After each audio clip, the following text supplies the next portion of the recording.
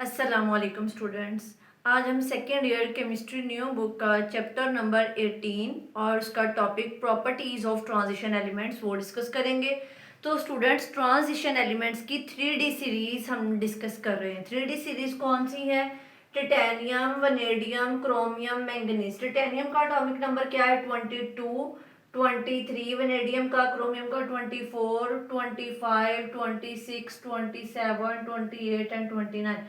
Titanium, vanadium, chromium, manganese, iron, cobalt, निकल and copper. और इन्हीं की हमने प्रॉपर्टीज डिस्कस करनी है। और इनके पार्शियली फिल्ड डी ऑर्बिटल्स होते हैं कि डी ऑर्बिटल जो है वो कम्प्लीटली फिल्ड नहीं होने चाहिए, बल्कि क्या होने चाहिए? पार्शियली फिल्ड होने चाहिए, 1 से 9 तक होने चाहिए।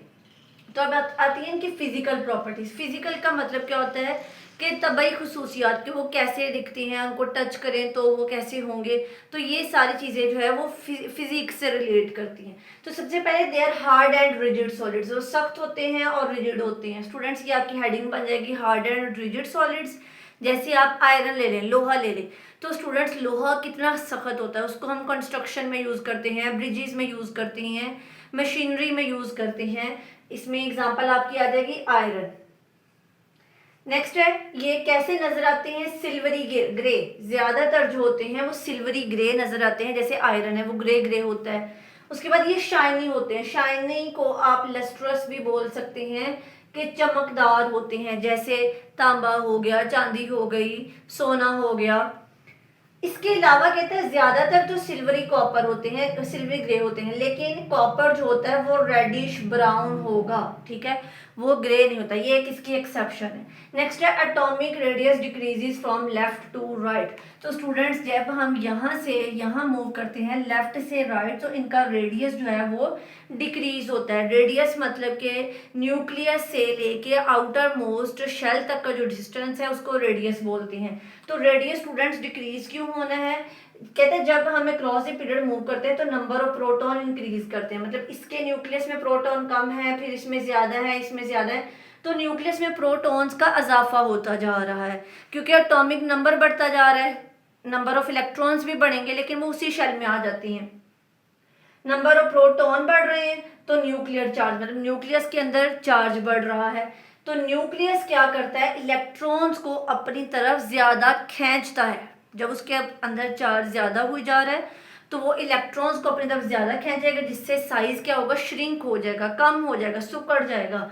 Nucleus pulls electron more strongly, atomic size become smaller. तो ज्यादातर कहते हैं यहाँ से लेके यहाँ तक, निकल तक, तो इनका एटॉमिक रेडियस डिक्रीज होता है। लेकिन एंड पे क्या होता है? रेडियस इंक्रीज होगा स्लाइटली एट कॉपर।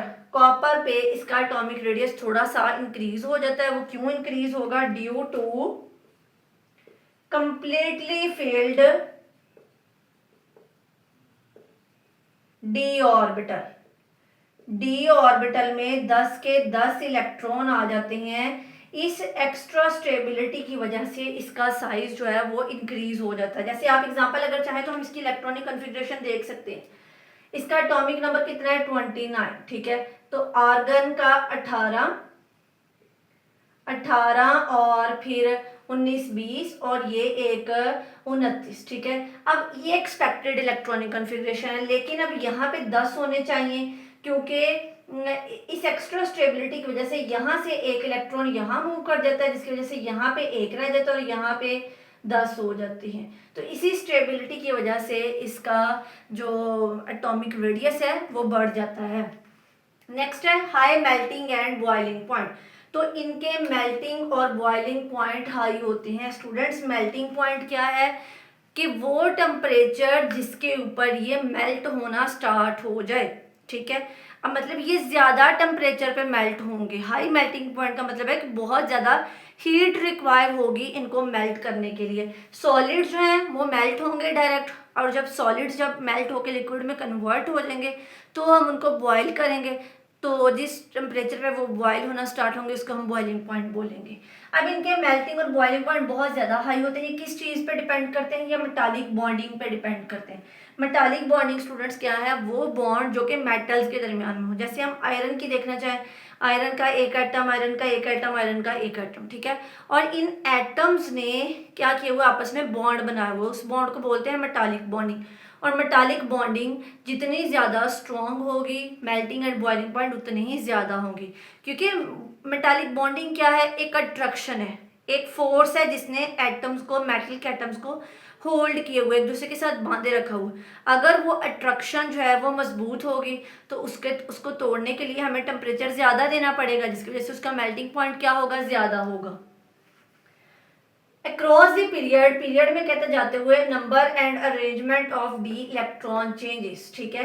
तो इधर से इधर जाते हुए डी इलेक्ट्रॉन जो है वो बढ़ रहे हैं और उनमें चेंजेस भी आ रही हैं। So strength of attraction between metal atoms changes in a complicated way.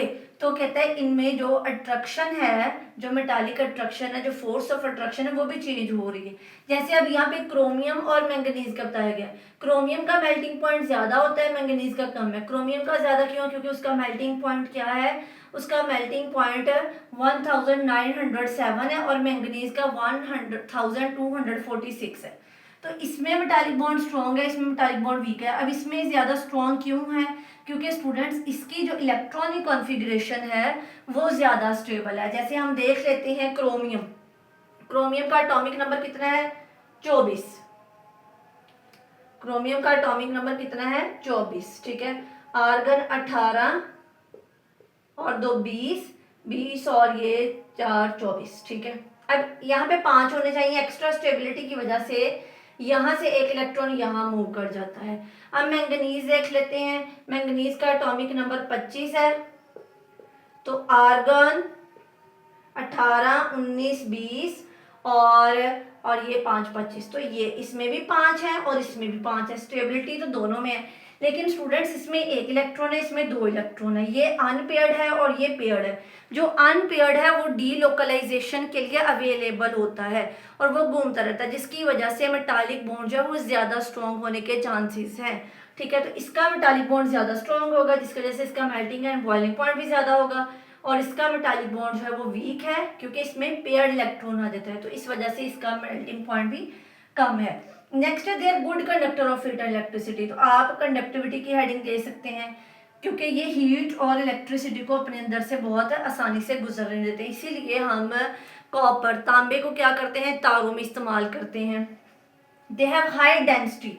Density students क्या होती है कि एक वॉल्यूम के अंदर मैस कितना आ सकता है। इसकी मैंने एग्जांपल स्टूडेंट आपको पहले भी दी हुई है। आप 2 बैलून ले लें, एक छोटा ले लें, एक बड़ा ले लें। जो छोटे वाला है उसको पानी से मुकम्मल तौर पे भर लें और जो बड़े वाला है उसको थोड़ा भरें। तो स्टूडेंट्स आप जहन में सोचें कि ज़्यादा डेंसिटी किसकी होगी? छोटे वाले की, वो ज़्यादा हैवी होगा। है वो छोटा लेकिन उसको हमने फुल पानी के साथ भरा हुआ है, तो इस वजह से उसका क्या है? डेंसिटी ज़्यादा है। इस तरह आप लोहा देख लें, लोहा कितना वजनी होता है लेकिन जगह वो अगर कम घेरा हो फिर भी उसका वजन ज़्यादा होता है। तो इनकी हाई डेंसिटी है और इनकी डेंसिटी भी टाइटेनियम से कॉपर तक जनरली इंक्रीज करती है। क्यों? क्योंकि न्यूक्लियर चार्ज इंक्रीज हो रहा है, एटॉमिक साइज कम होता जाएगा।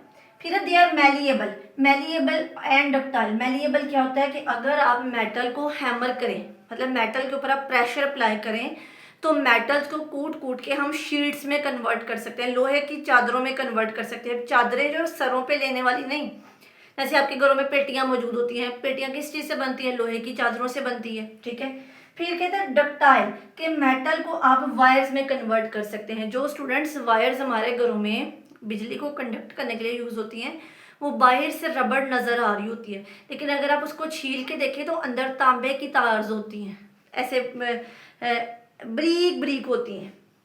Most of them are paramagnetic. Paramagnetic students क्या होता है? जो कि मकनातीस की तरफ, मैग्नेट की तरफ इजीली अट्रैक्ट हो सके। और ज़्यादा क्यों, कौन से वाले पैरामैग्नेटिक होंगे?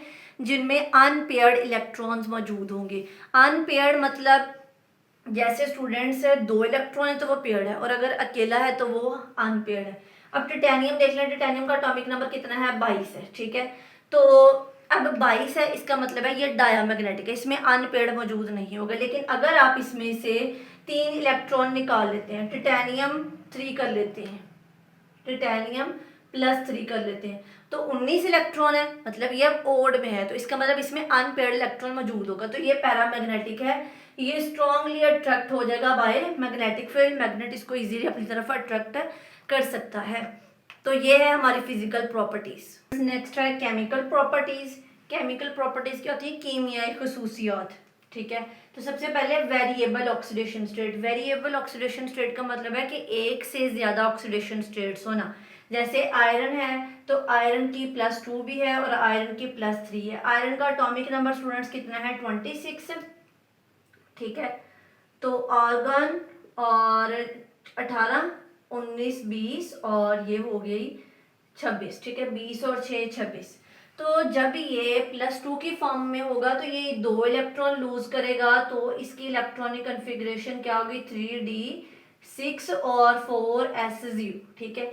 लेकिन स्टूडेंट्स जब इसकी ऑक्सीडेशन स्टेट +3 होगी, फिर इसकी इलेक्ट्रॉनिक कन्फिग्रेशन क्या होगी? 2 इलेक्ट्रॉन यहाँ से लूज करेगा, एक यहाँ से करेगा, तो 3d5 और 4s0। फिर इसकी इलेक्ट्रॉनिक कॉन्फ़िगरेशन ये होगी, ठीक है। तो उसके बाद है फॉर्मेशन ऑफ कोऑर्डिनेशन कॉम्प्लेक्सेस। अब ये ट्रांजिशन एलिमेंट्स जो ये कॉम्प्लेक्सेस बनाते हैं। कॉम्प्लेक्स कैसे बनाएंगे? इनके पास स्ट्रॉन्ग टेंडेंसी होती है कोऑर्डिनेशन कंपाउंड्स बनाने की by a lone pair of electron from ligand. Students ये लिगेंड क्या है? ये लिगेंड इलेक्ट्रॉन रिच स्पीशीज है, इसके पास इलेक्ट्रॉन्स जो होते हैं वो ज्यादा होते हैं। जैसे आप अमोनिया देख लें, NH3, इस नाइट्रोजन के पास यहाँ पे एक लॉन पेयर मौजूद होता है। वाटर अगर आप देख लें तो वाटर के पास भी लॉन पेयर मौजूद होते हैं। तो ये लिगेंड्स होते हैं, ये इलेक्ट्रॉन रिच स्पीशीज होती हैं। ये क्या करते हैं? अपने इलेक्ट्रॉन डोनेट करते हैं, शेयर करते हैं वैकेंट d ऑर्बिटल से। अब यहाँ पे ये कॉपर जो है ये सेंट्रल एटम है, ये यहाँ पे ट्रांजिशन मेटल के तौर पे काम कर रहा है, तो ये Cu+2 है, ठीक है। ये क्या करते हैं? अब अमोनिया जो है, 4 अमोनिया इसको अपना एक एक लॉन पेयर देती हैं। ये कॉपर है, ये भी इधर से भी अमोनिया एक लॉन पेयर दे रहा है, यहाँ से भी दे रहा है, और एक यहाँ पे दे रहा है, और एक यहाँ से दे रहा है, ठीक है। तो ये ओवरऑल इसके ऊपर बाइट चार्ज का आएगा +2। नेक्स्ट है कलर्ड आयंस एंड कॉम्प्लेक्सेस। ये कलर्ड कॉम्प्लेक्सेस बनाते हैं, कलर्ड बनाते हैं आयंस। क्यों? क्योंकि इनके इलेक्ट्रॉन्स, d इलेक्ट्रॉन्स जो है वो मूव करते हैं लोअर एनर्जी लेवल से, लोअर जो कि नीचे वाला लेवल होता है, लोअर लेवल से जब वो हायर लेवल पे मूव करते हैं। वो मूव कैसे करेंगे? बाय एब्जॉर्प्शन ऑफ लाइट, ठीक है। तो जब लाइट अब्जॉर्ब कर लेते हैं तो लोअर लेवल से हायर लेवल पे चले जाते हैं, लेकिन जो लाइट ये अब्जॉर्ब नहीं करते वो लाइट हमें नजर आती है, इसलिए हम कहते हैं कलर्ड कॉम्प्लेक्सेस बनाते हैं। Their d electrons can move from lower energy level to a higher energy level by absorbing certain wavelength of visible light. The light that is not absorb, वो लाइट जो कि अब्जॉर्ब ये नहीं करते या रह जाती है, वो हमारी आईज कैच करती हैं and we can see a colour. Next है कैटलिस्ट। स्टूडेंट्स कैटलिस्ट क्या होते हैं? कैटलिस्ट ऐसे सब्सटेंसेस हैं जो कि रिएक्शन की स्पीड को बढ़ाते हैं लेकिन खुद इन्वॉल्व नहीं होते, हम उनको दोबारा अपनी ओरिजिनल स्टेट में उनको ले आते हैं। वो transition metals and their compounds can act as catalyst. अब कहते हैं ट्रांजिशन मेटल्स गुड कैटलिस्ट क्यों है? क्योंकि ये इजीली अपनी ऑक्सीडेशन स्टेट को चेंज कर लेते हैं। आयरन +2 से +3, +2 है तो जब ये एक इलेक्ट्रॉन और लूज कर देगा तो +3 हो जाएगा। ये Fe+3 जब एक इलेक्ट्रॉन गेन कर लेगा तो ये दोबारा Fe+2 बन सकता है, और इसी एबिलिटी की वजह से ये रिएक्शन में पार्टिसिपेट करते हैं and then return in their original state. मतलब ये अंदर जो है वो यूज नहीं होते, दोबारा जो है वो रिटर्न हो जाते हैं, तो हम इनको वहाँ से दोबारा जो है वो यूज़ कर सकते हैं।